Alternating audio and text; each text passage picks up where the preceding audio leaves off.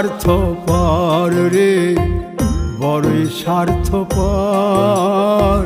বুকের মাঝে জায়গা দিলে যতন কইরা ভাঙ্গে রে অন্তর।